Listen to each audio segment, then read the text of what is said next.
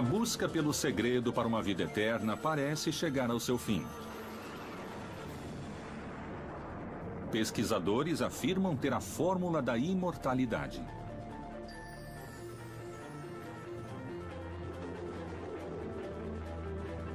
Os cientistas acreditam que a tecnologia levou a humanidade a prolongar cada vez mais sua existência biológica.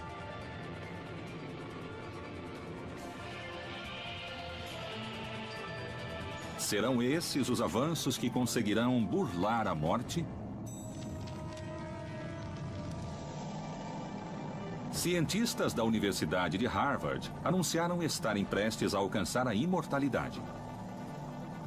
É possível um mundo sem morte?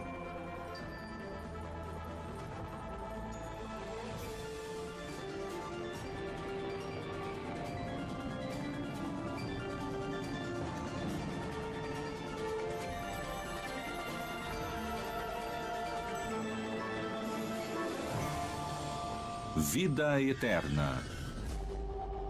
Para alguns, a morte é o objetivo para o qual nascemos. A velhice é parte de nossa condição humana. Mas há pesquisadores que acreditam romper com esse paradigma, e eles estão dispostos a mudar um ciclo vital finito por um infinito.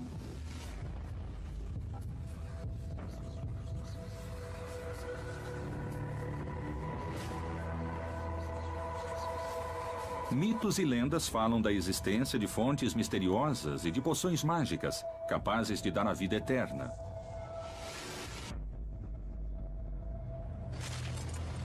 Houve um homem obcecado por essas lendas, que impulsionou a maior expedição em busca do segredo da imortalidade.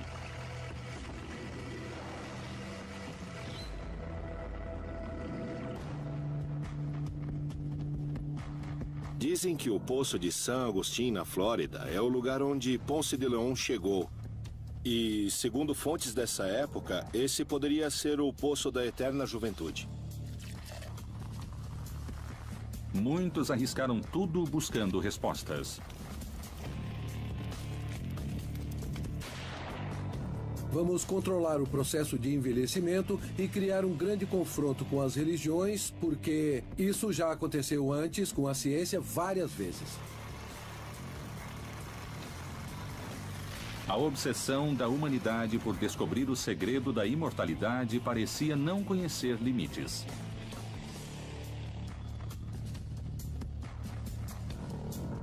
Dizem que há uns 250 pacientes, como vão dizer, preservados no gelo, 2.000, 2.500 membros em todo o mundo, pessoas que assinaram contratos para serem preservados no gelo quando morrerem. A história revela que as buscas no afã de se tornarem seres imortais não tinha preço. O conhecimento do genoma humano pode levar à imortalidade. O que pensamos é de, no futuro, dar um órgão a um robô ou a um holograma e transferir consciência para ele.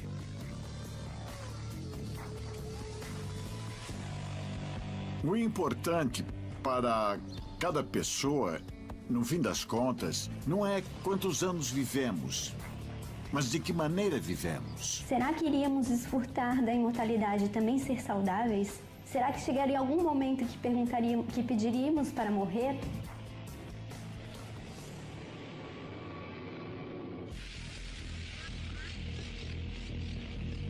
Um anúncio impactante da comunidade científica de Harvard revelou estarmos próximos da imortalidade e assegurou que nesse século a morte será vencida. Eu não acredito que a morte seja necessária para dar sentido à vida. Por si só, a vida é extremamente interessante. Que aventura seria maior do que estar vivo. Uma das primeiras coisas que o ser humano aprende é que tem características limitadas, características finitas. A morte, como essa experiência de negatividade absoluta, ela gera muita angústia no ser humano e para poder realizar as atividades cotidianas, isso tem que ser um pouco reprimido, digamos. Nós somos seres compostos de corpo e alma. A alma é infinita, mas o corpo segue as leis da biologia. Dessa forma, como nós dizemos que todo ser vivo nasce, cresce, se reproduz e morre, isso também diz respeito ao ser humano quanto à sua corporeidade. É natural ser mortal. Um grupo de pesquisadores questiona a morte. Desde sempre, nós sabemos que o ser humano sempre deseja a imortalidade. Por isso, a maioria das crenças religiosas nos vendem alguma coisa para depois da morte. As primeiras formas de vida nasceram para viver e não para morrer. O propósito da vida é a vida e não a morte. A natureza humana busca a vida. Por que existe o envelhecimento? O envelhecimento é uma enfermidade ou não? Não, acredito que a velhice não seja uma doença. Em biologia existem duas definições. Senescência, que corresponde ao processo de envelhecimento natural, e senilidade, que corresponde ao envelhecimento patológico, cujo danos à saúde e maus hábitos podem levar a isso. O envelhecimento, na verdade, é uma enfermidade, como tantas outras enfermidades de que os humanos padecem. Mas o interessante é que é uma enfermidade curável. A velhice não pode ser considerada uma doença, é apenas um sintoma, um sinal de envelhecimento, um sinal de que o organismo não está bem, de que o organismo está falhando em alguma coisa, que sua nutrição não está correta. Existem muitas teorias, mas hoje em dia nada nem ninguém pode explicar realmente o motivo do nosso envelhecimento. Independente do envelhecimento, se nós formos pensar do ponto de vista do nosso genoma, do nosso DNA e de nossa possibilidade de sobrevida, podemos ver isso como uma alteração. Não chega a ser uma doença, mas é uma alteração química, elétrica e funcional do ser humano que sofre um desgaste, muitas vezes desproporcional de acordo com sua idade cronológica. Conforme diz o ditado popular, quanto mais tempo uma pessoa vive, mais sabedoria ela adquire. Isso pressupõe pensar o envelhecimento justamente como parte do processo vital.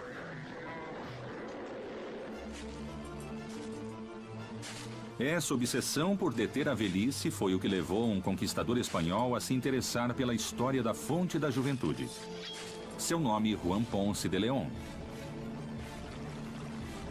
Esse conquistador pode ter encontrado a fórmula e guardado o segredo até os nossos dias? A obsessão de Ponce de León era a busca de um dos mitos centrais da cultura ocidental, a fonte da eterna juventude, que sua expedição tentou localizar e que, segundo ele e seus informantes, estaria no que agora conhecemos como a Flórida. Pouco tempo depois do descobrimento da América, uma história extraordinária exigiu a força de Ponce de León, a existência de uma fonte mágica no novo continente. O ser humano sempre quis viver melhor, sempre quis viver mais. Por isso, nós falamos das religiões. O objetivo das religiões é explicar por que uma pessoa morre e o que vem depois da morte. O primeiro livro escrito da humanidade é sobre a imortalidade. As velhas tradições legendárias europeias e asiáticas falam permanentemente dessa fonte da juventude. Há referências nas épocas romanas, desde o período grego e também durante o domínio muçulmano, por exemplo, na Espanha. Elas fazem referência a esse lugar onde há essa água florida, essa água que rejuvenesce, essa água que poderia devolver a vida aos homens. Na China, um dos imperadores mais famosos, 100 anos antes de Cristo, invadiu o Japão pensando que nas ilhas japonesas também tinha algo que os tornaria imortais. Então isso é algo que ocorreu em todas as culturas do mundo durante milênios. De que se tratava essa fonte? Por que os europeus estavam tão convencidos de sua existência? Muitos conquistadores espanhóis vieram à América precisamente buscando essa fonte de imortalidade. Juan Ponce de León esteve na Flórida e em toda a América Central buscando a fonte da eterna juventude. Ele baseou a sua busca numa série de lendas que indicam que há uma fonte e que, ao entrar nessas águas, a pessoa rejuvenesce e ganha vigor sexual. Contam que os espanhóis souberam da ilha pelos índios arahuacos, que narravam uma antiga lenda de uma fonte milagrosa. Sua expedição foi rechaçada pela população indígena. E ele foi ferido com uma flecha que gerou uma infecção e acabou matando-o, e seu corpo foi enterrado em Havana. Juan Ponce de León levou o segredo consigo. Ninguém soube se realmente ele tinha descoberto onde ficava a fonte da vida eterna. Além disso, como tantos outros dessa época, ele não teve a sorte nem o destino que alguns mortais têm hoje em dia. Há quem afirme ter o poder de deter a morte. A criônica se dedica a congelar pacientes humanos ou animais domésticos imediatamente depois de considerados mortos legalmente, com o objetivo de que, no futuro, gerações futuras possam encontrar a tecnologia para revivê-los e curá-los da doença que morreram. O congelamento do corpo inteiro e de órgãos é o método atual para dar uma pausa na morte.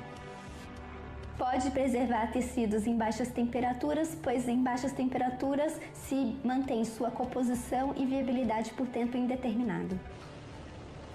Um grande engano à natureza? Ou só um recurso à espera de um milagre no futuro? O que estão começando a experimentar desde o ano de 2006, ou seja, recentemente, é a retirada completa do sangue da pessoa e a injeção de um líquido criopreservante. Essa solução, quando entra no sistema circulatório, substitui o sangue e vai impregnar todos os nossos órgãos, cérebro, rins, mas o que mais importa é o cérebro. Segundo os especialistas, existem no mundo mais de 250 pessoas congeladas à espera de voltar à vida. No mundo, existem 3 organizações criônicas. 2 nos Estados Unidos, o Instituto Cryonics, que fica em Michigan, em Detroit. A outra organização, que se chama Alcor, que fica no Arizona. E uma terceira chamada Crioros, que é perto de Moscou. Existe um caso muito particular em nível internacional ao qual muitos fazem referência quando se fala de criônica. Existe a lenda de que o Walt Disney está congelado. Se espalhou um boato pela Califórnia de que, como tinha câncer, ele acabou fazendo um tratamento que se chama de animação suspensa, ou seja, criopreservação, para que no futuro a ciência consiga descobrir um antídoto contra o câncer e aí ele possa ser reanimado para voltar a viver. O Walt Disney faleceu em 1966. E nessa época se falava muito na criogenia, porque foi quando se pensou pela primeira vez nisso como uma possibilidade real. E como o Walt Disney disse que queria viver para sempre, disseram que ele tinha sido congelado. Eu achava que o Walt Disney estava congelado e perguntei a Big Bass, o ex-presidente do Instituto Cryonics. E ele me disse que eu estava mal informado, que o túmulo dele estava no lugar determinado na Califórnia, eu acho. E o que fez surgir o boato de que ele estaria congelado foi ele ter mostrado interesse naquele momento pela criopreservação e ter feito algumas averiguações, mas acabou tudo por aí. Para alguns homens, os resultados que a ciência vem obtendo podem chegar a ser polêmicos na hora de serem colocados em prática. Há várias décadas, a medicina busca prolongar a vida. E isso já tem efeitos. A taxa média de vida em muitos países, principalmente nos mais avançados, é muito alta. Quando se consegue manipular a vida e a morte, é rompido o limite natural do universo. Até onde está disposta a chegar a ciência? Qual seria o custo de experimentar com a morte?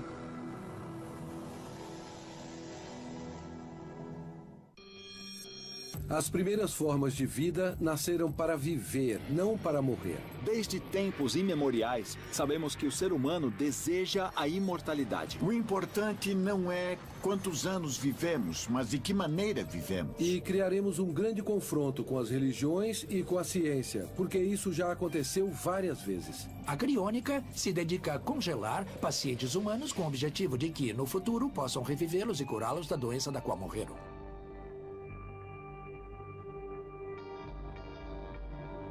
Vida eterna.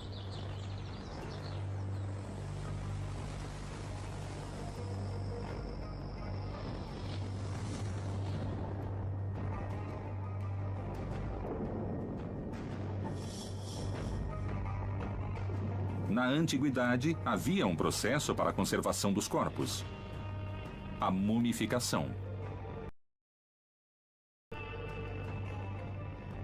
Nessa busca por ser imortal, muitas vezes os homens não se contentavam que só a sua alma fosse imortal. Então eles queriam continuar, permanecer com o seu próprio corpo carnal.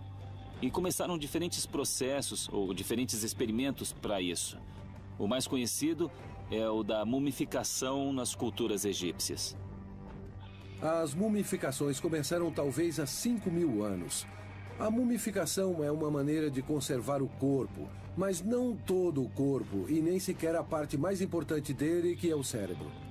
Graças à mumificação, os corpos dos faraós se mantêm em perfeito estado até os dias de hoje.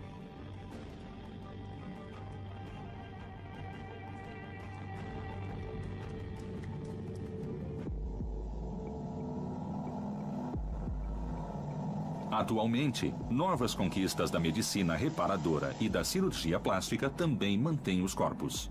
As cirurgias estéticas, elas podem funcionar como uma forma de afastar no imaginário a possibilidade da morte.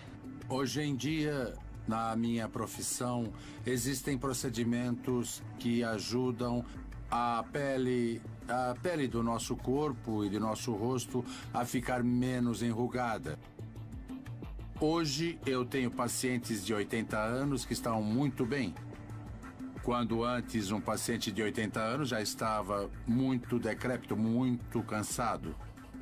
A cirurgia plástica faz com que as marcas do tempo sejam visíveis nos corpos.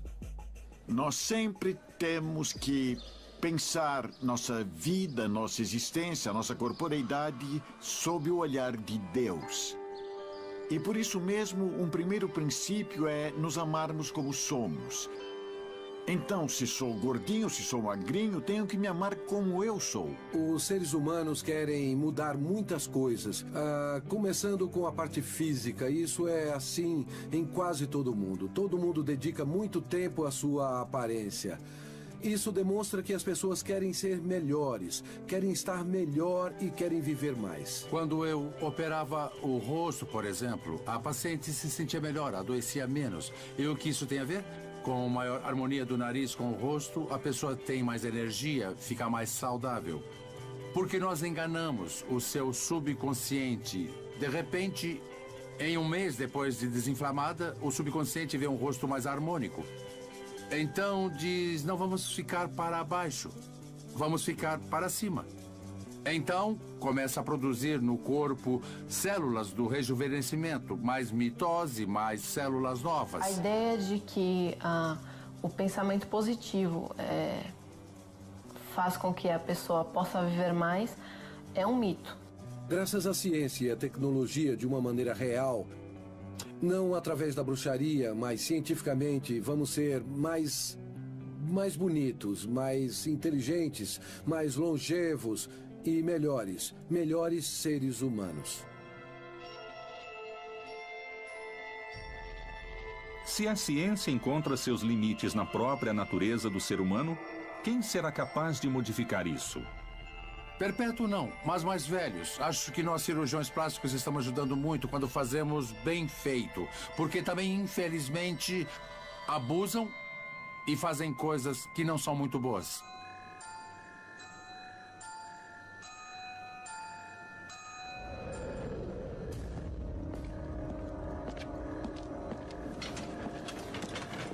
Os pesquisadores falam da existência de um projeto chamado Sangue dos Deuses, ou Sangue dos Imortais, que foi posto em prática por cientistas nazistas.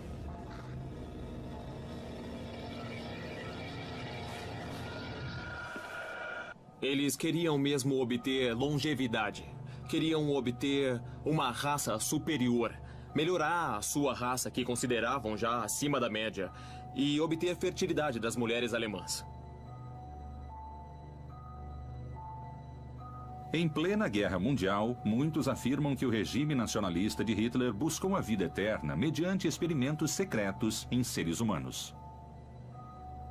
Bom, o que nós sabemos, por alguns documentos, certa documentação, é de uma ampla experimentação com seres humanos que estavam presos nos campos de extermínio, sobretudo em Auschwitz.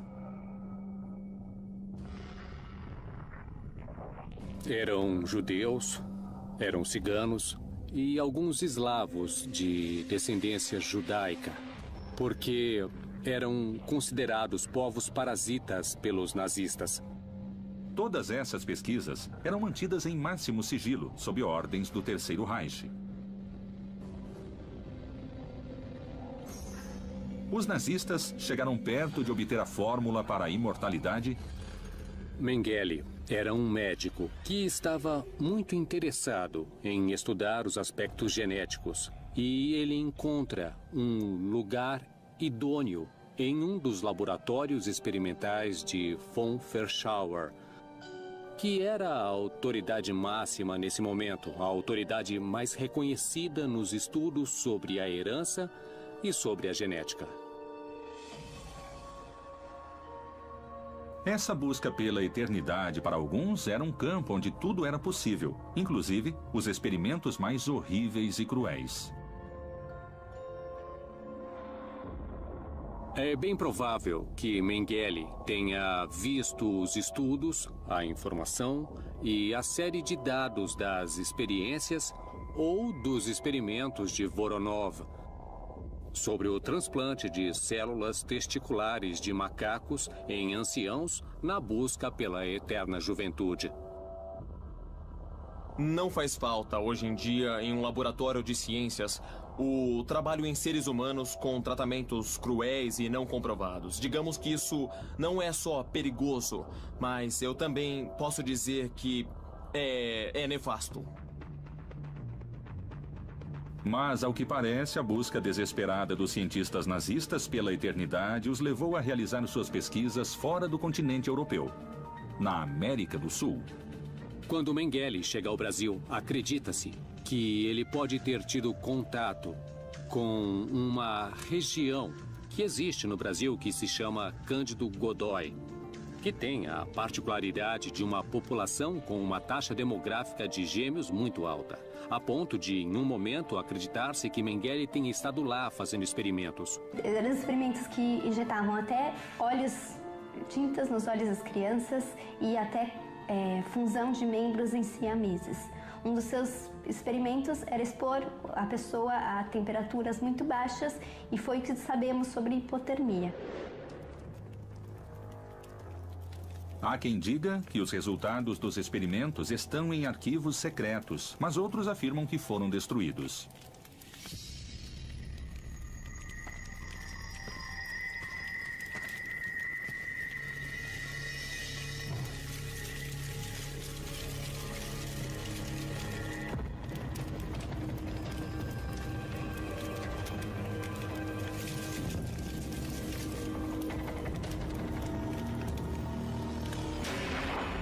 O nazismo e os remédios que tinham como objetivo a longevidade, esses remédios secretos, esses complexos, essas pesquisas, lamentavelmente morreram quando morreram os seus cientistas.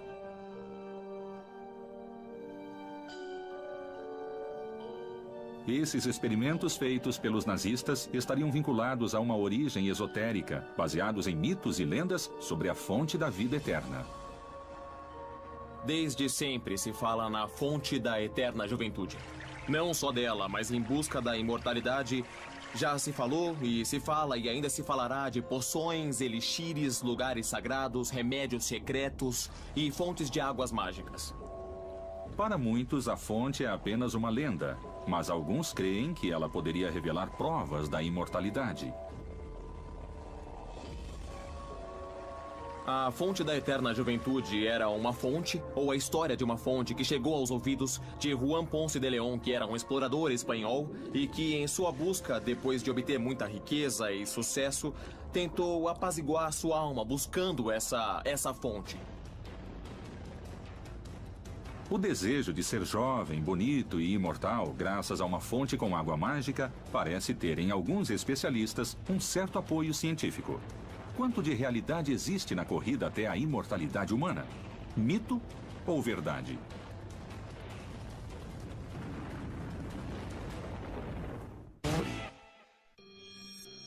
As mumificações começaram talvez há 5.000 anos. A mumificação é uma maneira de conservar o corpo. Existem procedimentos que ajudam a pele do nosso corpo e do nosso rosto a ficar menos enrugada. Uma ampla experimentação com seres humanos presos nos campos de extermínio. Mengele era muito interessado em estudar os aspectos genéticos em sua busca pela eterna juventude. Em busca da imortalidade, já se falou, se fala e se falará de poções, de elixires e de fontes de águas mágicas. Vida eterna.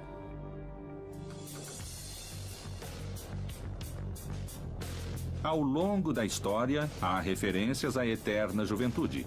Não é só a mitologia e as lendas que descrevem lugares mágicos com seres imortais.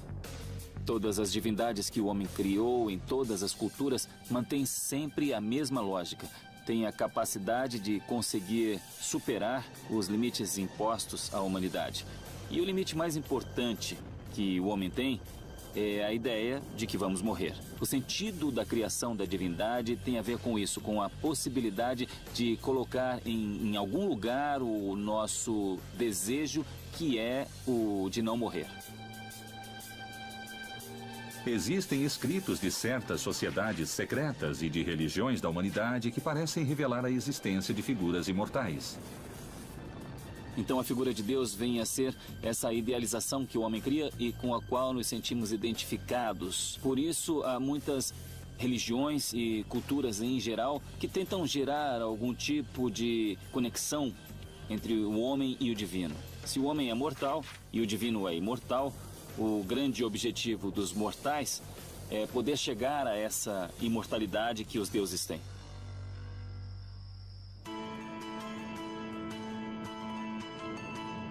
Nas religiões e culturas milenares, com deuses, reis, sábios e guerreiros imortais, mas também na cultura ocidental, na religião católica, podemos encontrar indícios de imortais.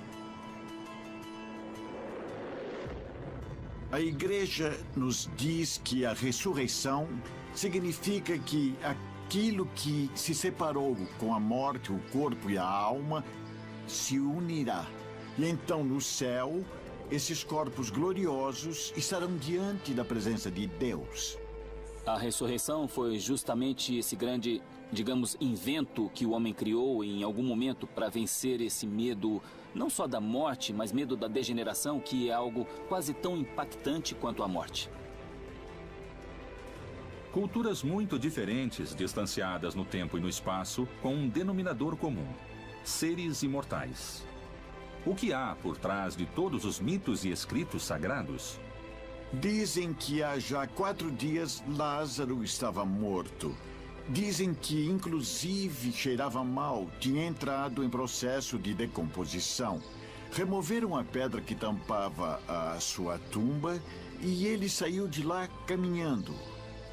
Esse é um dos milagres mais contundentes por parte do Senhor Jesus. Para podermos entender que se trata de algo divino que aconteceu a um homem, basta que nós observemos o relato da chamada ressurreição de Lázaro. Só pode ressuscitar um humano que morreu, alguém que não é humano.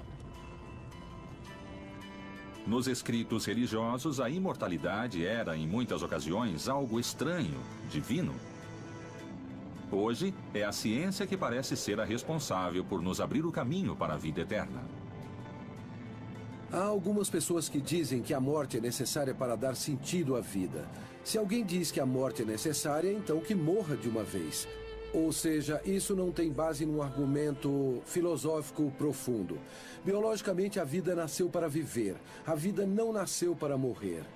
Quando as pessoas dizem que a morte é necessária, é porque até agora era impossível deter a morte dos humanos.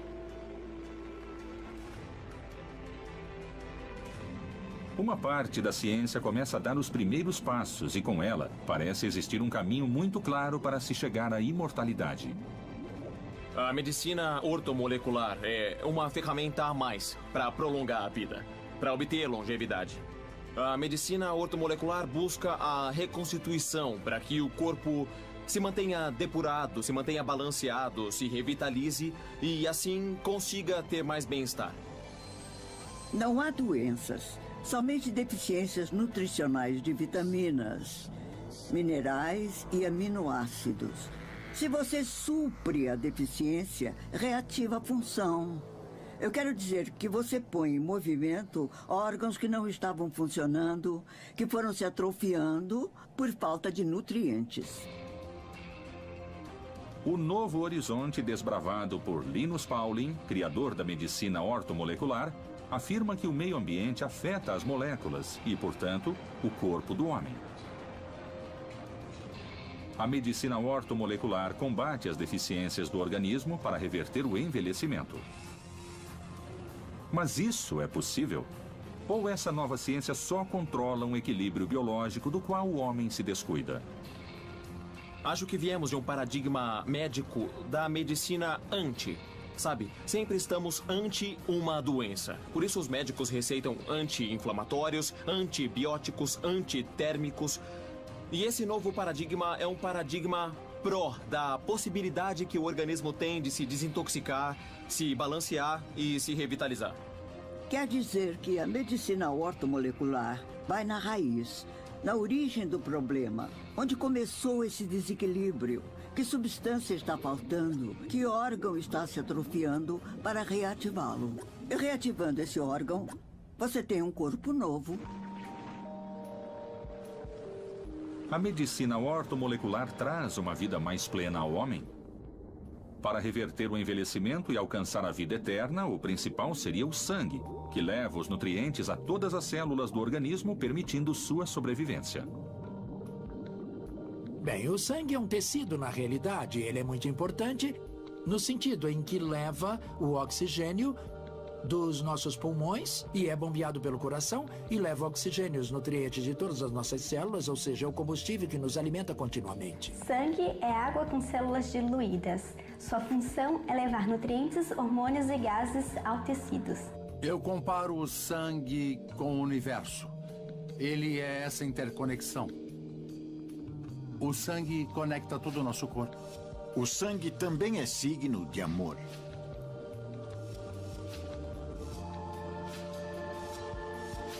Em muitos rituais religiosos e xamânicos, o sangue é o elemento sagrado para a conexão com o eterno.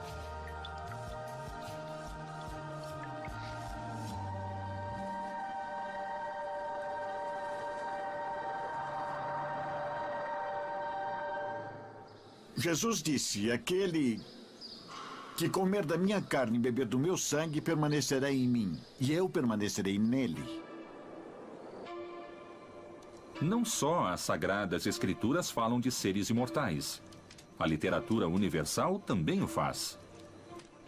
Na busca pela imortalidade, também há toda uma série, digamos, de mitologias e de relatos que buscam encontrar tipos de figuras intermediárias. Nós estamos falando aqui justamente de figuras que estivessem na interseção entre o que é humano e o que é divino. Uma dessas figuras que é muito famosa é justamente a figura do vampiro.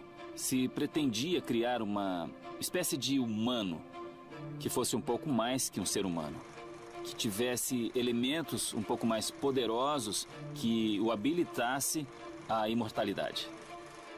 O sangue simboliza nesses seres mitológicos e literários o poder para uma vida eterna. Por que o sangue? O segredo da vida eterna estaria no líquido vital do homem? O vampiro é quase que irreconhecível no princípio. Ele é um ser humano, mas ao mesmo tempo ele está numa condição que é absolutamente proibida para nós, seres humanos. O sangue, que para ele é uma espécie de líquido que lhe dá o poder da eternidade. Que outros caminhos há para se chegar à vida eterna? Existe um lugar alheio a toda a ciência e tecnologia onde vivem pessoas que parecem não ter limite de idade. São os chamados imortais do século XXI.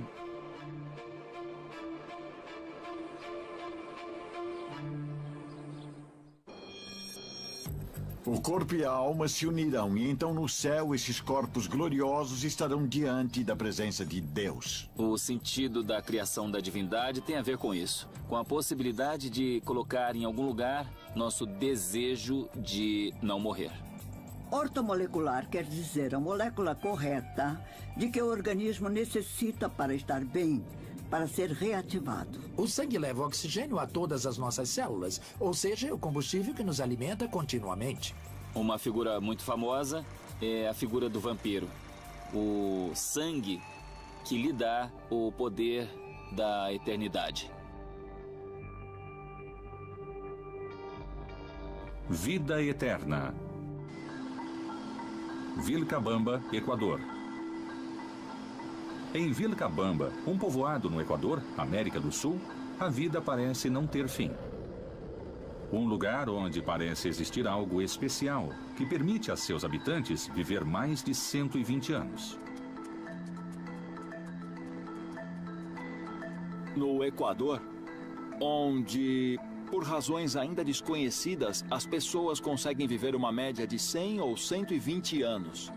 Há um mistério ou alguma coisa científica para as maravilhas que acontecem aqui em Vilcabamba. O incrível nos habitantes super longevos é que eles não se cuidam. Mas eles trabalham até o dia antes de morrer. 80, 90, 100 anos. E não estão de cama nem nada. Andam pra lá e pra cá e trabalham duro. Uma pessoa em Vilcabamba com 80 anos de idade é praticamente sem brincadeira. É jovem. 80, 90, estão trabalhando, estão ativos.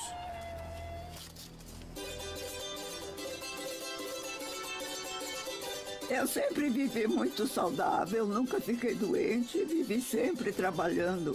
Eu trabalhava colhendo o café, também eu sei fiar, também tecer e de vez em quando vendia aos estrangeiros. Posso dizer que sou bem saudável porque trabalhei durante toda a minha vida. Meu marido é José Javier Delgado. Ele tem 103 anos. Foi a uma várzea buscar uns animais. Ele leva um graveto e, se a vista escurece, ele para e depois continua. Cada integrante da família, nesse caso o homem, se dedicava a levar alimento para casa, enquanto a mulher se dedicava ao seu papel de trabalho sem salário, que era o ser mãe e dona de casa. E isso fez com que esse fosse um excelente período de boas condições para a alimentação. Sem ter nenhuma ajuda científica ou tecnologia, os habitantes desse lugar parecem realizar o desejo de uma vida eterna. Os segredos para uma vida longa em Vilcabamba se devem a muitos fatores. A água, o clima, a paz, a tranquilidade, a alimentação, a dieta que os mantém longevos. O alimento era mais saudável, era a yuca, a cevada, a batata doce, o feijão, a berinjela. Era tudo limpo, tudo saudável, nada de remédio. No vale funciona um único hospital, Coquiti Otani, fundado graças à doação de um turista que conseguiu se recuperar de suas doenças. Coquiti Otani foi uma pessoa muito influente que esteve por aqui de passagem. Disseram a ele que em Vilcabamba tinha gente com uma qualidade de vida muito maior.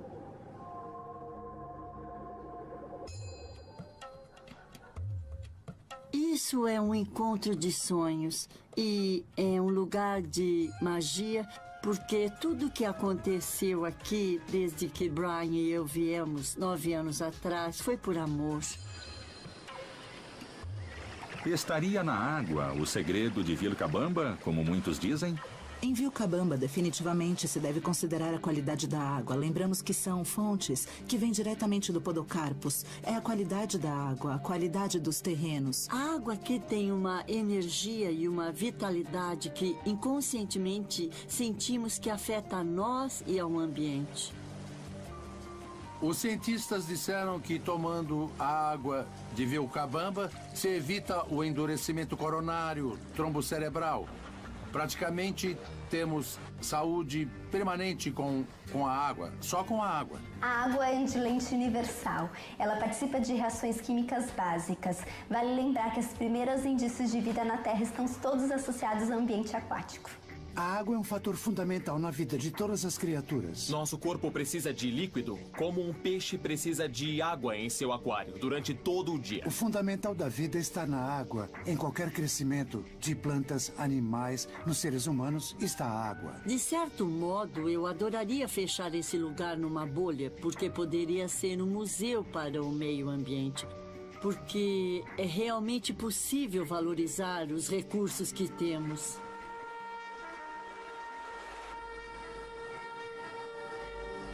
Vilcabamba é a prova de que a natureza parece dar ao ser humano a esperança de chegar à imortalidade.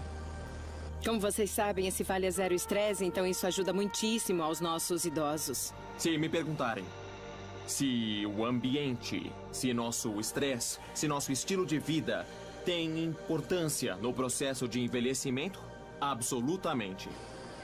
Os investigadores de Vilcabamba estão realizando estudos sobre a água da região. Segundo eles, há componentes únicos que poderiam revelar substâncias que nos ajudariam a ter uma vida mais saudável. Seria esse lugar da América Latina o destino final na busca da fonte da juventude?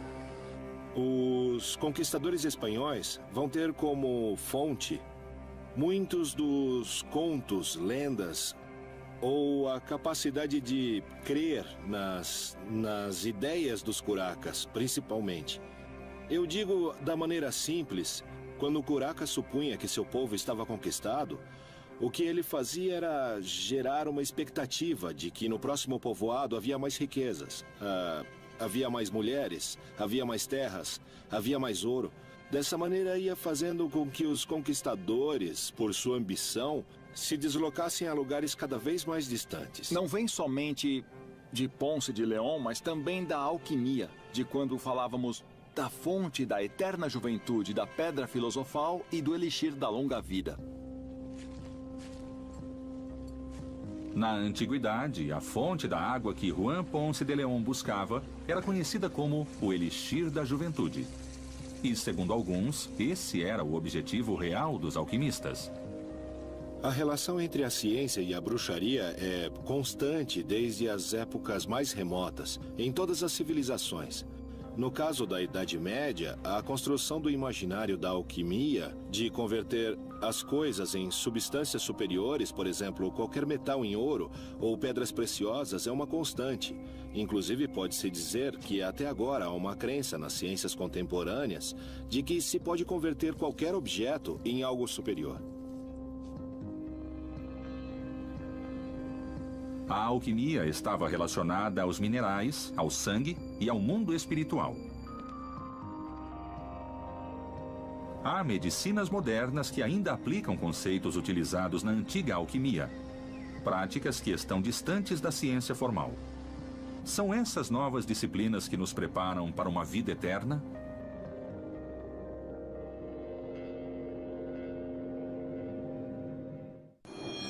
No Equador, por razões ainda desconhecidas, as pessoas conseguem viver uma média de 100 ou 120 anos. Existem casos de pessoas que vieram a Vilcabamba e se curaram, especialmente de doenças do coração. O segredo da longa vida em Vilcabamba está na água, no clima. Lembramos que são fontes que vêm diretamente do Podocarpus. O fundamental da vida está na água. Em qualquer crescimento está a água. Por isso é considerado o Vale da Eterna Juventude.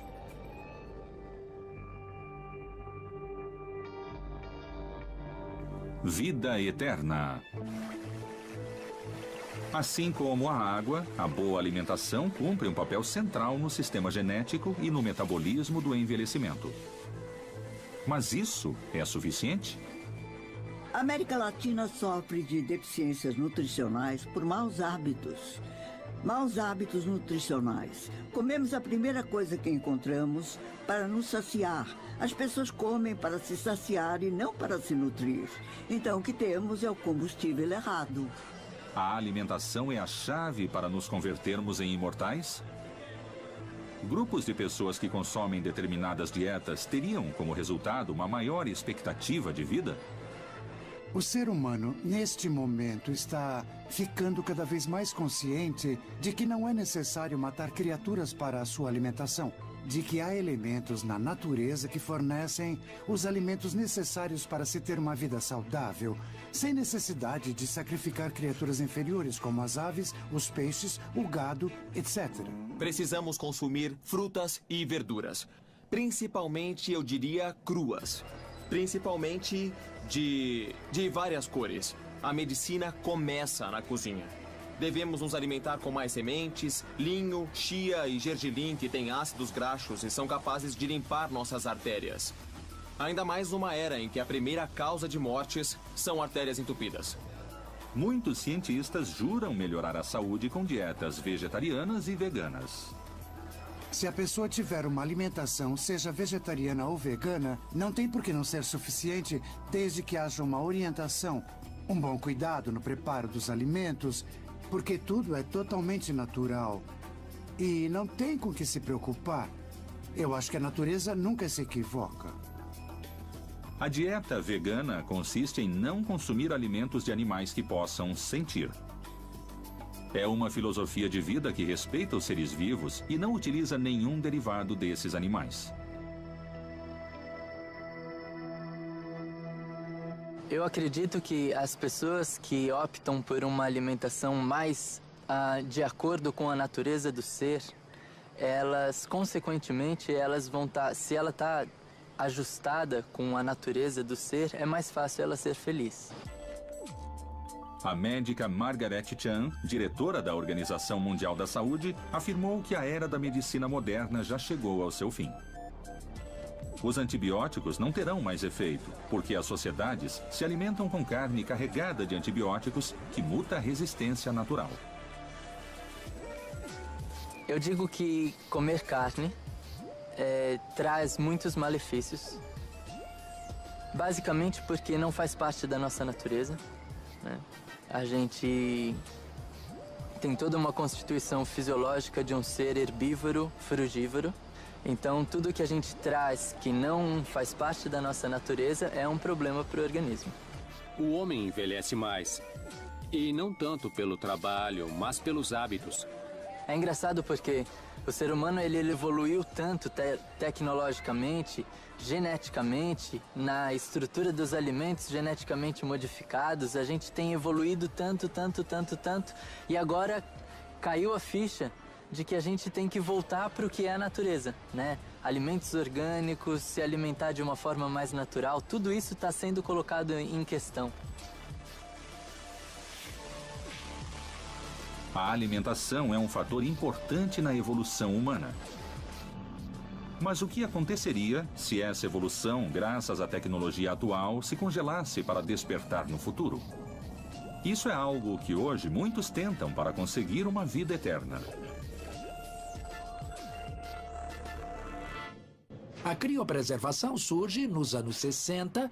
O pioneiro que a propõe e a desenvolve é Robert Ettinger, que foi também fundador do Instituto de Criônica, no Michigan, que propunha a criopreservação em nitrogênio como uma possibilidade de se manter intacto até que se possa curar a enfermidade da qual a pessoa morreu. Meu pai, Robert Ettinger, foi o fundador do movimento de criônica. Ele escreveu um livro nos anos 60 chamado The Prospect of Immortality, que introduziu a ideia.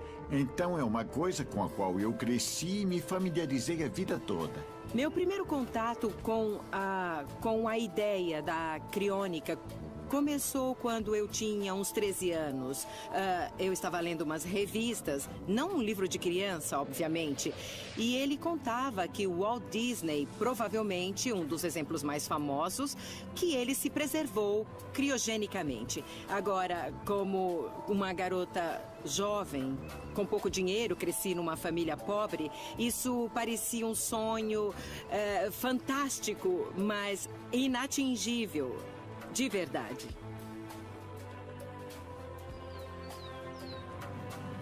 Ben Best, diretor do Instituto Cryonics, disse que eles têm muitas certezas sobre os resultados desse projeto no futuro. O Instituto Cryonics criopreserva resfria em temperatura de nitrogênio líquido humanos e animais. Então estamos preservando pessoas na esperança de que remédios futuros possam curar todas as doenças e rejuvenescê-las em condições melhores.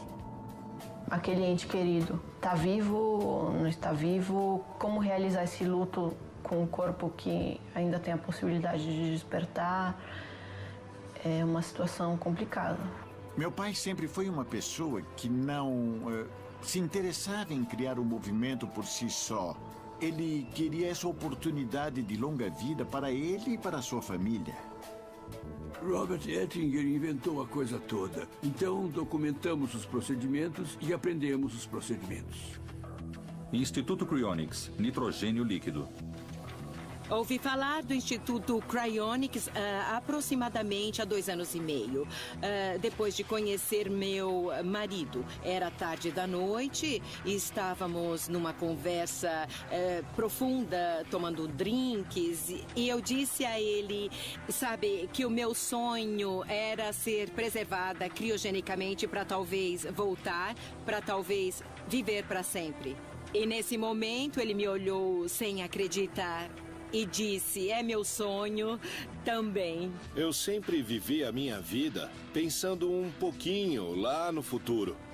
A ciência me fascina. Eu vejo os avanços médicos e acredito que, sem dúvidas, há uma possibilidade disso se tornar realidade no futuro.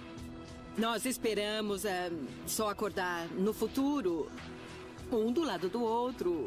Podemos ter que nos encontrar de novo no futuro. Espero que a gente se veja, sinta toda aquela energia, talvez se apaixone de novo. Sabe, mas vamos ver. Isso é desconhecido, mas nós temos que tentar. A gente teria que trabalhar com ela a possibilidade, dela não despertar, e 2, dela despertar num mundo que lhe é absolutamente irreconhecível. É possível despertar desse sonho tão frio e profundo? Quanto arriscada é essa aposta no tempo? A técnica de criopreservação é muito difundida na ciência e na tecnologia reprodutiva em quase todos os laboratórios que cultivam células como nós. Existem containers de nitrogênio líquido onde criopreservamos células. E o que sabemos é que células preservadas em nitrogênio líquido em 196 graus abaixo de zero, uma temperatura em que todas as moléculas estão sem movimento, têm a preservação indefinida. Essas células, quando se descongelam, algumas não sobrevivem, mas uma quantidade importante vive e as cultivamos e usamos em outros experimentos. A criônica é uma ambulância para o futuro. Uma maneira de pessoas, no ponto de morte, serem congeladas para que os processos do corpo não mudem e elas possam ser preservadas até que a tecnologia futura melhore e dê a elas uma chance de viver de novo. Ainda que criopreservem um cachorro e que consigam reanimar esse cachorro, nada nos garante que vão conseguir fazer o mesmo com humanos. O processo de criopreservação tem que ser revertido. Não é só uma questão de curar doenças, é parte do processo curar doenças. Uma vez no nitrogênio líquido, precisamos da tecnologia para trazê-los de volta. E essa tecnologia não existe ainda. As pessoas da criônica tendem a ser pessoas teimosas. Vemos isso como uma aposta racional. Ninguém sabe ao certo o que o futuro vai trazer, mas achamos que há grandes motivos para o otimismo. Se você é congelado, não sabe se vai voltar. Se não for congelado, você sabe que não vai voltar. Estariam esses métodos ao alcance de todos os mortais? Não há limitações para o procedimento da criônica. Há alguns aspectos legais contemplados pelo contrato, mas não há limitações nem de religião, nem de raça, nem de nenhum outro tipo. O mínimo que uma pessoa pode pagar é $12.050 para ser membro e mais 28 mil de taxa de preservação. Toda a ideia do Cryonics é muito fantástica, mas custa caro. Muito caro. Não custa tão caro quanto eu achei que seria. Tem muitas maneiras diferentes de se fazer esse financiamento. A sua preservação pode ser feita por seguro de saúde, fazemos por várias economias e contas de corretagem, através de certas coisas que pensamos em longo prazo. A criônica é uma manipulação do ciclo natural da vida? Uma resposta para a vida eterna? Muitos de nossos membros, não sei dizer que proporção de membros, acredita que pode conseguir essa forma de imortalidade. Acho que esse processo vai permitir que as pessoas vivam centenas ou milhares de anos potencialmente, mas não acho que vai permitir que elas vivam para sempre. Goethe dizia uma frase bastante verdadeira. Ele dizia: o homem vive tanto quanto Deus permite, nem um minuto a mais, nem um minuto a menos. Quando me perguntam sobre uma substância, algum elemento ou alguma prática para prolongar a vida, não encontro resposta porque o homem vem com a respiração contada. Os minutos vêm contados.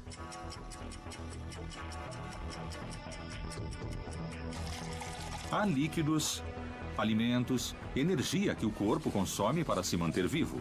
Alguns apostam na natureza. Creem que nela está a chave para se viver para sempre.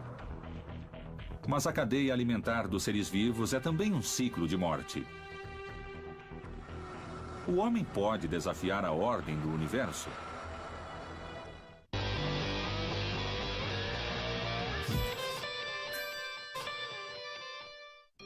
A América Latina sofre de deficiências nutricionais. As pessoas comem para se encher e não para se nutrir. E agora caiu a ficha de que a gente tem que voltar para o que é a natureza. Alimentos orgânicos. Precisamos consumir frutas e verduras. A medicina começa na cozinha. O Instituto Cryonics criopreserva humanos e animais. Remédios futuros podem curar todas as doenças e rejuvenescê-los em condições melhores. A criônica é uma ambulância para o futuro. Se você é congelado, não sabe se vai voltar. Se não for congelado, você sabe que não vai voltar. Vida eterna. Cientistas afirmam que a chave da vida plena está na alimentação.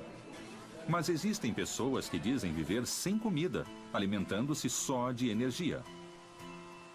São os chamados prânicos ou respiratorianos. Não se pode ser um respiratoriano e ingerir líquidos. Agora, se tratando de ser um prânico, sim. O prânico seria aquele que vive na consciência prânica, ou seja, nessa consciência mais elevada, nessa vibração mais elevada, e que pode optar por ser um respiratoriano, mas que enquanto prânico, ou seja, que vive nessa condição, ele pode inclusive comer de vez em quando, né? Ele pode tomar líquidos, mas o respiratoriano, esse termo é para qualificar a dieta dele. Então, todas as pessoas que dizem que é respiratorianas deveriam, então, não ingerir nada. É realmente possível que o organismo humano sobreviva sem alimentos? Que efeitos essa prática pode causar?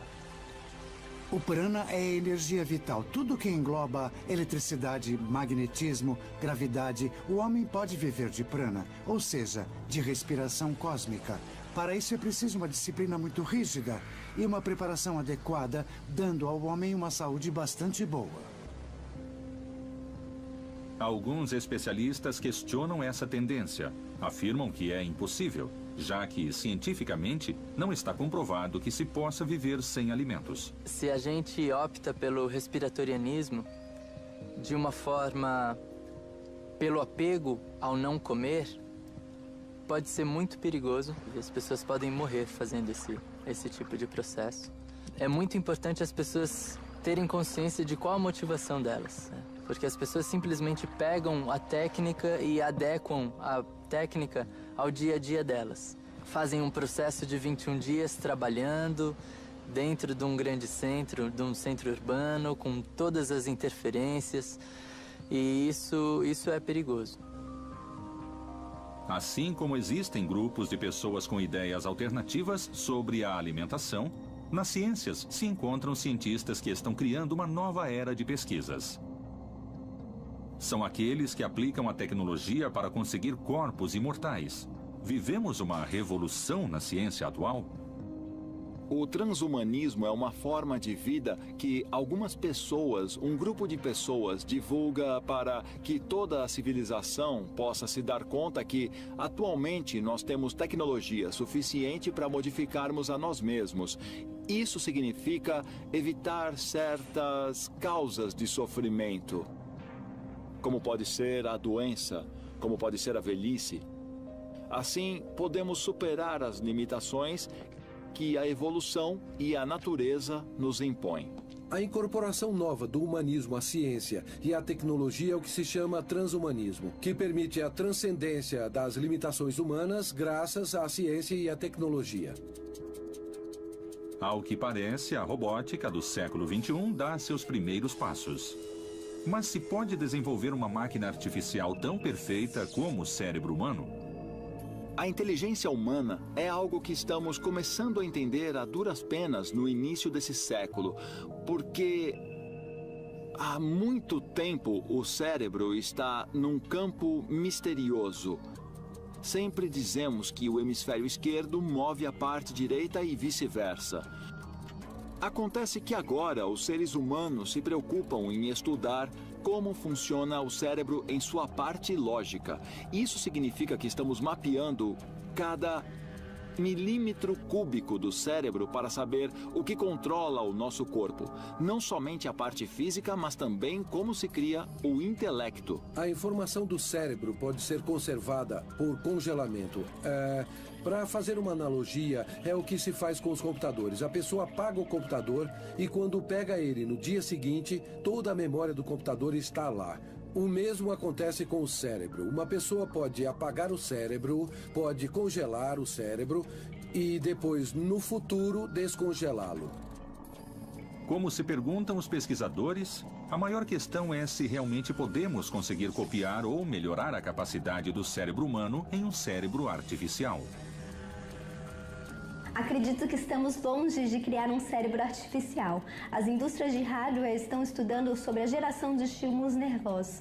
Porém, o funcionamento do cérebro vai muito mais além disso.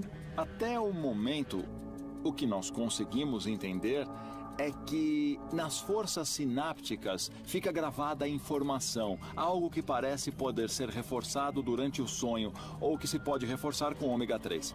Ao falar de máquinas, estamos falando que queremos simular, queremos emular o comportamento do córtex pré-frontal em meios eletrônicos, nesses meios não biológicos.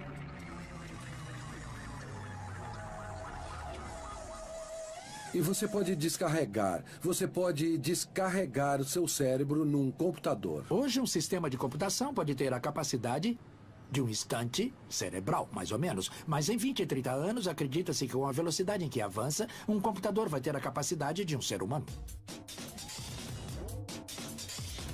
Componentes artificiais podem substituir os componentes naturais? Hoje em dia, a tecnologia tem a resposta a essa pergunta? A nanotecnologia é a manipulação da matéria em escala molecular e atômica. Isso significa manejar átomo por átomo. Um nanômetro é 1/1000º de milímetro, ou seja, é algo pequeno, pequeno, pequeno, do tamanho dos átomos e das moléculas. Então a nanotecnologia é essa tecnologia à perfeição.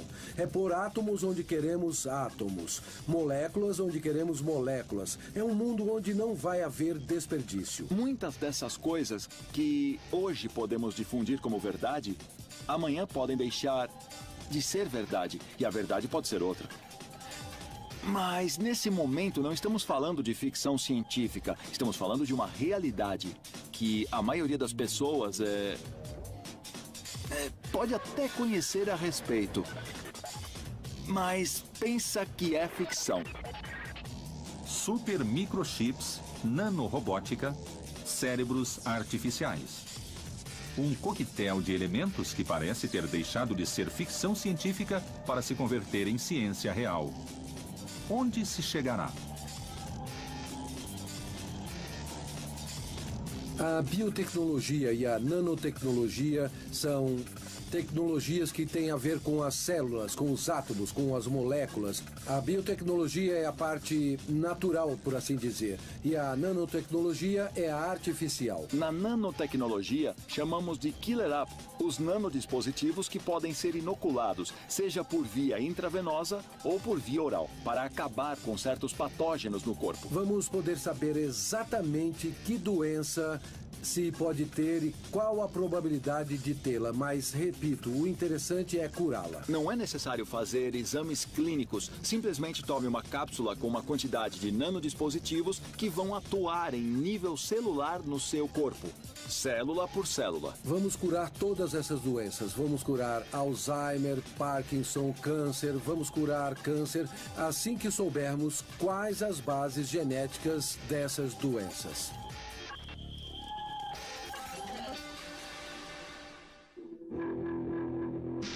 Outra corrente tecnológica que une seus esforços para alcançar a imortalidade é a chamada biotecnologia. Você não pode fazer um experimento com humanos porque os humanos vivem 100 anos. Então, para fazer esse experimento real, levaríamos 300, 400, 500 anos e não há tempo. Mas com ratos se podem fazer esses experimentos rápidos. Nós compartilhamos cerca de 90% do genoma com um rato. Então, ainda que muito diferentes, os ratos e os humanos têm 90% do genoma igual. Através da biotecnologia, nós estamos manipulando porcos para que tenham um bom fígado, que tenham um bom pâncreas, para que quando um ser humano precisar de um transplante, use um desses animais. Então, todos esses experimentos dos últimos 10 anos são incríveis. Ratos que vivem equivalente a 300 anos humanos, mosquitos que vivem 4 vezes sua vida normal e vermes que vivem 6 vezes sua vida normal. Temos que aprender com as formas de vida mais básicas e depois aplicar isso aos seres humanos. Os cientistas estão próximos de desenvolver pesquisas com o ser humano utilizando novas tecnologias como a inteligência artificial.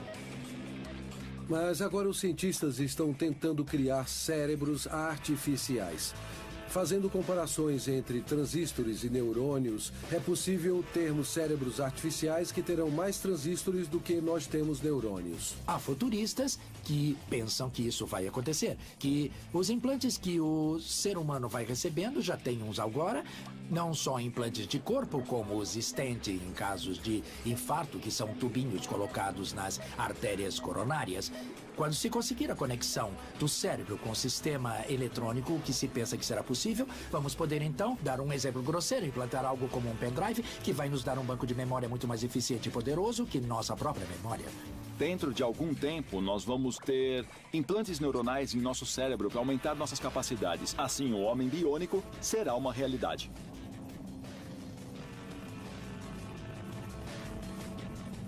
Uma vez que se tenha conseguido a imortalidade do homem, a humanidade saberá a verdade? Talvez esse seja um segredo guardado sob muitas chaves. Ao mesmo tempo, cientistas asseguram ter a resposta. Quem serão os privilegiados a ter esse poder da vida eterna? Não se pode ser um respiratoriano e ingerir líquidos. Agora, se tratando de ser um prânico, sim. O prana é energia vital. O homem pode viver de prana, ou seja, de respiração cósmica, que dá a ele uma saúde bastante boa. A incorporação nova do humanismo com a ciência e tecnologia é o que se chama de transhumanismo, que vai permitir a transcendência das limitações humanas. A nanotecnologia é a manipulação da matéria em escala molecular e atômica. Quando se conseguir a conexão do cérebro com sistemas eletrônicos, vamos poder então implantar algo como um pendrive que vai nos dar um banco de memória muito mais eficiente e poderoso que nossa própria memória. Vida eterna. Os cientistas afirmam que será no ano 2045. Ou a ciência oculta uma descoberta maior? Existem imortais hoje em dia?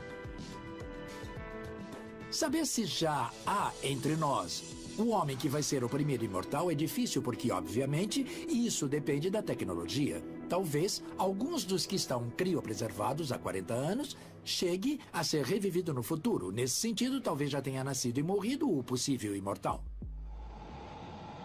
Acredito que a ciência e a tecnologia, como toda a criação humana, basicamente são imprevisíveis. Eu acredito no poder da imprevisibilidade. Ou seja, creio que tudo que pensamos hoje do que será o futuro não é o futuro. O futuro, quando chega, já é outra coisa.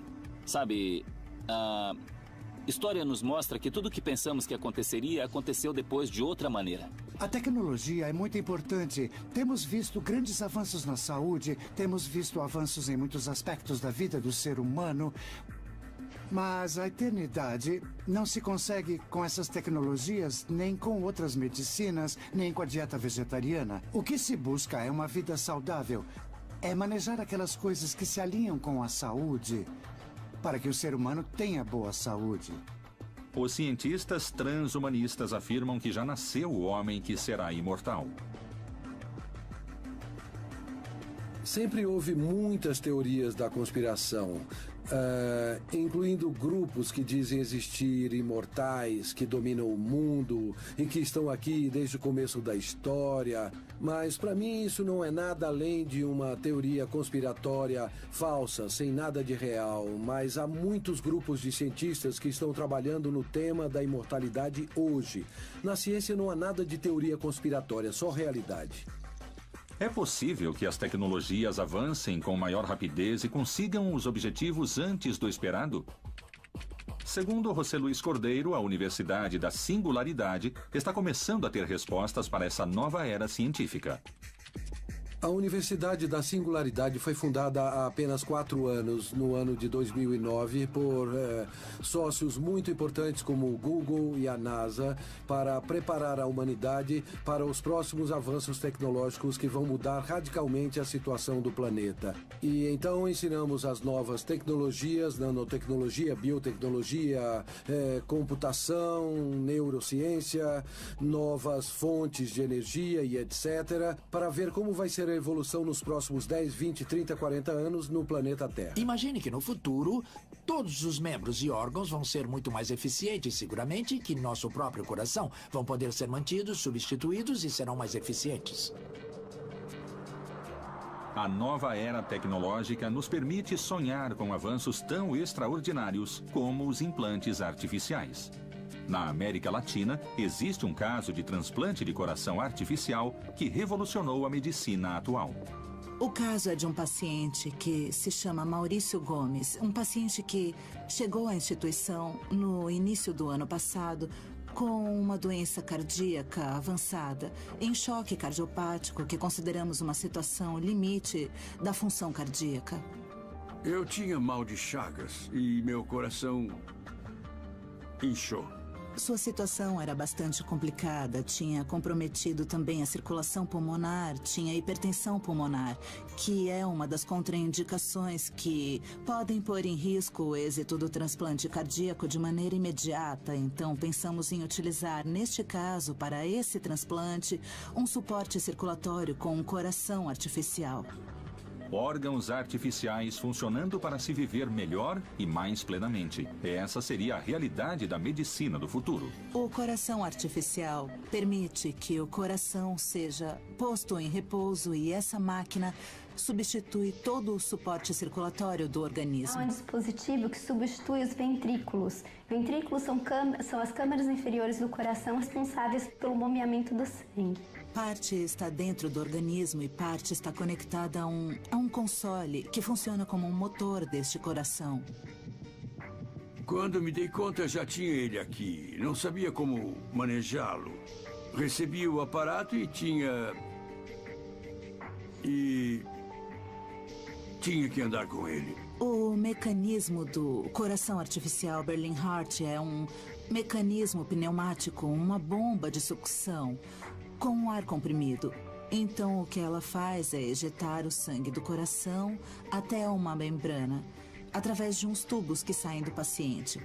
O ar comprimido expulsa de novo o sangue e volta a ejetar no coração o sangue até a artéria principal, a aorta do paciente. Aqui pulsavam os movimentos do coração artificial. A maioria dos casos que utilizam corações artificiais o fazem de modo transitório, na espera de... Em vez de ter um transplante de coração de outra pessoa ou ter um coração mecânico, também há muitos corações tipo ciborgue que estão pesquisando, mas pode ter um coração seu feito de suas próprias células-mãe. Isso é possível hoje, mas é caríssimo. Estamos falando de bilhões de dólares. Mas nos próximos anos isso vai custar 10, 20 dólares. Os humanos não são caros. Quimicamente, somos muito baratos. Os humanos são 70% água. Os outros 30% dos humanos são de matérias muito simples. Carbono, cálcio, sódio, potássio. Então o custo de um humano, quimicamente, não chega a 100 dólares. Nem você, nem eu custamos 100 dólares em matéria-prima, em produtos. O que quero dizer é que fazer um coraçãozinho em matéria-prima pode custar pelo menos 4 dólares.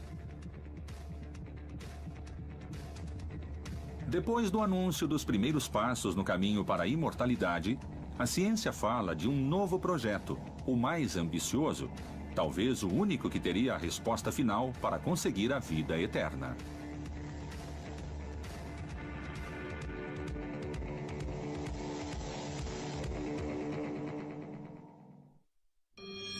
Talvez alguém que está criopreservado chegue a ser revivido no futuro. Nesse sentido, talvez tenha nascido e morrido o possível imortal. A tecnologia é muito importante. Temos visto grandes avanços na saúde. Pode ter um coração seu feito de suas próprias células-mãe. O mecanismo do coração artificial Berlin Heart substitui todo o suporte circulatório do organismo. A ciência e a tecnologia, como toda a criação humana, são imprevisíveis. Quimicamente somos muito baratos. Um coraçãozinho em matéria-prima pode custar pelo menos 4 dólares.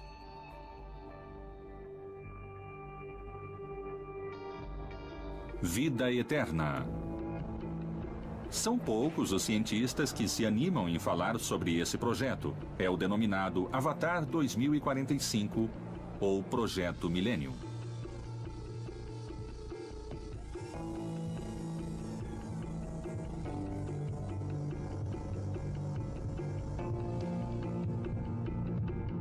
O Millennium Project é a parte futurista das Nações Unidas que nasceu em 1996, apesar de agora ser uma ONG independente das Nações Unidas. Mas ela trabalha na visão a longo prazo da humanidade, do que vai ocorrer nos próximos 20, 50 ou 100 anos. Com respeito ao projeto Avatar 2045, sabe-se de um excêntrico milionário russo, Dmitry Itskov, que projeta num futuro próximo, consideramos que 2045 em ciência é muito próximo, poder realizar uma descarga da consciência em um corpo robotizado, em um holograma, em uma cópia de um mesmo ser não biológico. O projeto Avatar 2045 é uma iniciativa russa para que os humanos possam, em 2045, fazer um download de seus cérebros em avatares, em cópias holográficas de nossos corpos, e inclusive em corpos melhorados. Eles vão ser primeiro sintéticos e depois serão como hologramas que estarão no ciberespaço. Quais são os direitos e quais são as leis que terão um ser que não é nem totalmente humano, nem totalmente biológico, nem totalmente artificial? Se espera que em 2030, talvez até em 2040, o ser mais inteligente sobre o planeta não será um ser humano, mas também não será uma máquina. Vai ser uma simbiose entre os dois. Sobre isso não existe legislação, ainda há tudo por fazer. Há muitos, entre os quais eu me incluo, que acreditam que a única forma do ser humano do futuro poder manter-se vai ser com a tecnologia que criou. Com seu corpo biológico não será possível, seremos limitados. Isso significa que essa é uma história bidirecional. Não somente dando à máquina qualidades humanas, mas também colocando máquinas dentro do corpo.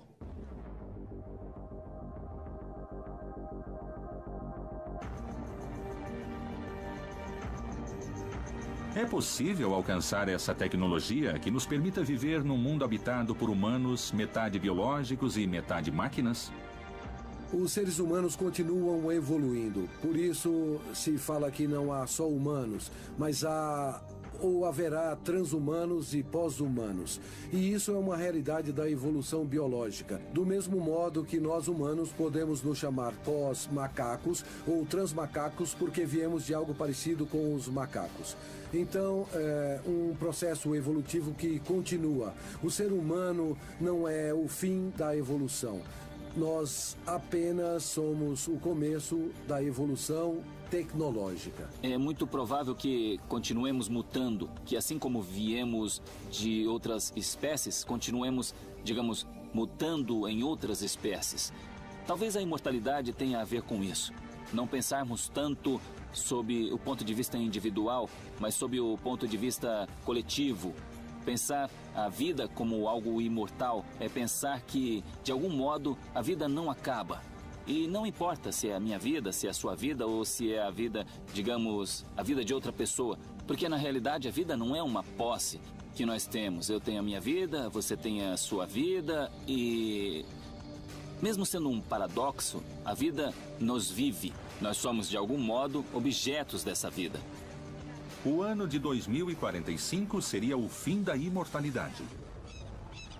O início de uma era que traria sérios conflitos, superpopulação e escassez de recursos. O problema da superpopulação é algo de que se fala muito, mas eu diria que se conhece pouco. A população do mundo está se estabilizando. Todas as projeções das Nações Unidas foram reduzindo a estimativa máxima de população no mundo. Eu me dei conta de que há 30 anos se falava de 20 bilhões de habitantes. Agora, o máximo que se estimava eram 9 bilhões de habitantes e estamos em 7. Para muitos, um mundo de nascimentos infinitos, sem nenhuma morte, traria um desequilíbrio de habitantes. Podemos enfrentar essa mudança social e filosófica? Seres ilimitados em um planeta limitado? A humanidade continua. E também temos as outras expressões. A Ásia é o continente mais populoso do mundo. Lá estão os hindus com mais de 1 bilhão, tem os chineses com mais de 1 bilhão. E o que será que acontecerá com a humanidade em 2060? Eu não sei. Imortalidade levaria à superpopulação mundial. Acredito que o país já está lotado. Faltaria ainda mais alimentos e água e aumentaria mais ainda a miséria.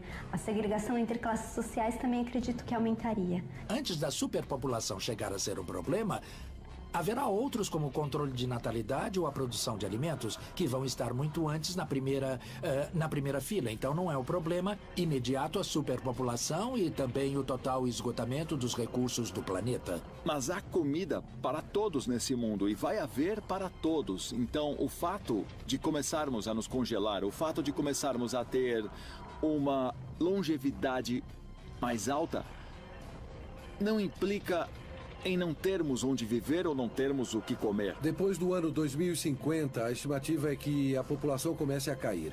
E isso é trágico. Agora, mais ou menos por esse tempo, também teremos a longevidade indefinida que vai ajudar a manter a população do mundo estável. Hoje, nada é certo. A ciência avança e a tecnologia parece ser a chave para uma nova vida.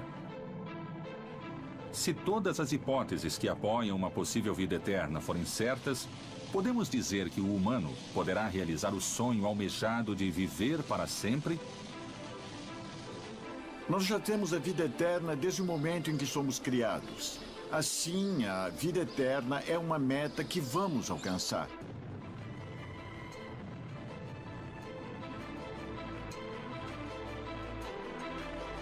Toda vez que você decide, você faz. Se tem um corpo saudável e se entediou, a pessoa é quem decide.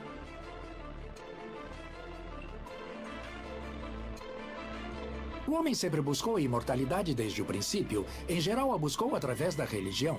Mais recentemente, estamos buscando através da ciência e da tecnologia, que nos deram benefícios muito palpáveis. Isso significa que a concepção da morte vai mudar. Até agora, dizíamos que a única coisa certa na vida era a morte. Como serão as coisas se nem isso será certo? obviamente muda não somente a concepção do que é a morte, mas também vai mudar a nossa concepção do que é a vida.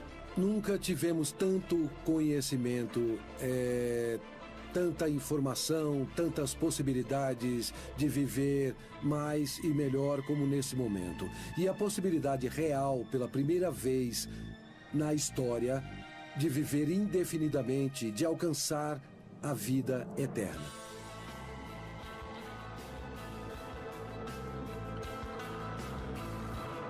Um possível mundo sem mortes abre novas questões para a humanidade.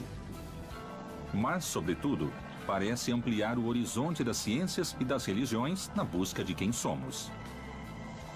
Será um novo olhar sobre a origem da vida, uma vida cada vez mais eterna. Esse é o ciclo da imortalidade. Por fim, depois de esperar tanto, o ser humano vai ser imortal. Se se inventasse tecnologicamente a ressurreição, certamente acabaria um homem tal qual nós conhecemos Acho hoje. que a primeira sensação ia ser de triunfo, né? De que a humanidade venceu o seu último inimigo, né? Nós estamos em um século no qual lutamos para que a morte passe a ser um mito. Todos nós vamos conquistar a morte. Todos nós vamos ver a morte da morte.